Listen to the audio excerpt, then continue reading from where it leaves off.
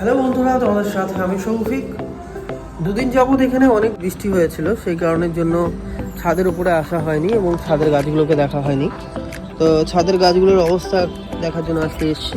গাঁদা গাছগুলো ঠিকই রয়েছে এবং তার সঙ্গে অনেকগুলো গাছই ঠিক আছে এখনো পর্যন্ত। আমি গোলাপ গাছের ডালগুলোকে কেটে দিয়েছিলাম বৃষ্টির আগে, দেখছি ঠিকই অবস্থায় রয়েছে।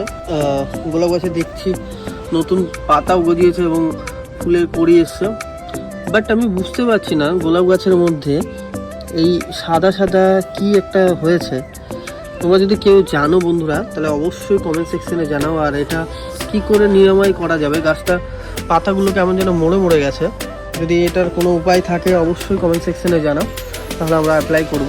এই সাদা সাদা ধরনের গাছের মধ্যে কী ধরনের একটা সাদা সাদা কিছু একটা হয়েছে বা কোনো পোকার অ্যাটাক করেছে সেটা বোঝা যাচ্ছে না।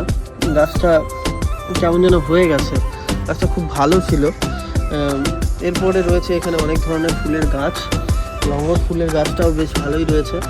আর এখানে এই গাছটা দেখতে পাচ্ছ, এখানে গাছগুলোর ডালগুলোকে আমাকে কেটে দিতে হবে। নতুন পাতা গজিয়েছে বৃষ্টির জন্য, তো আমরা আজকে এই ডালগুলোকে কেটে দেব। তাহলে ঠিক এই শুকনো ডালগুলো যেগুলো রয়েছে কেটে দিচ্ছি, যাতে গাছগুলো ভালো থাকে। কেটে দিতে হবে। নতুন দেখবে এই গাছটাই তোমাদের পরে দেখাবো, এই গাছটা ভালো হয়ে যাবে। নতুন পাতা গজিয়েছে গাছটাতে, তো কেটে দিতে হবে। সব না দিলে গাছটা ভালো থাকবে না।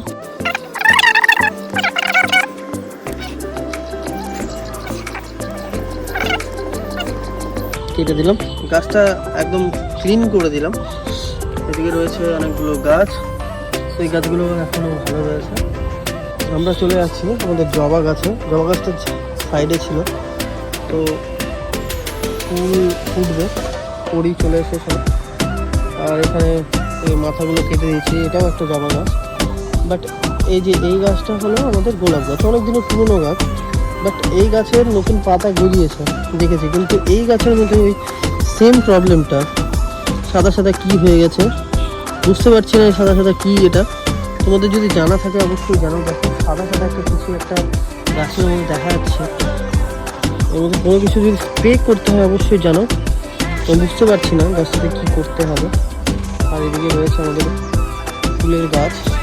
তো অলমোস্ট সব গাছই ঠিক আছে, এবং শুধু দুটো গোলাপ গাছের মধ্যেই দেখছি যে সাদা সাদা কিছু একটা বেরিয়েছে। আর তার সঙ্গে তোমাদের অ্যালোভেরা গাছটা যেটা রয়েছে সেটা দেখাই, কারণ বৃষ্টির মধ্যে সেটা রাখিনি আমরা। বৃষ্টির মধ্যে রাখলে সেটা আবার নষ্ট হয়ে যেতে পারে, তো তার জন্য ঠিক আছে। তো কিছু আগাছা হয়ে গেছে, সেটাও আমরা ক্লিন করে দিই, তাহলে ঠিক থাকবে। তো বন্ধুরা, তোমাদের ভিডিওটা কেমন লাগলো? অবশ্যই ভিডিওটা ভালো লাগলে অবশ্যই ভিডিওটাকে লাইক করো, চ্যানেলটিকে সাবস্ক্রাইব করে রাখো। আর তোমাদের যদি জানা থাকে বিষয়টা অবশ্যই কমেন্ট সেকশনে জানাও, আমি অ্যাপ্লাই করবো তার সঙ্গে।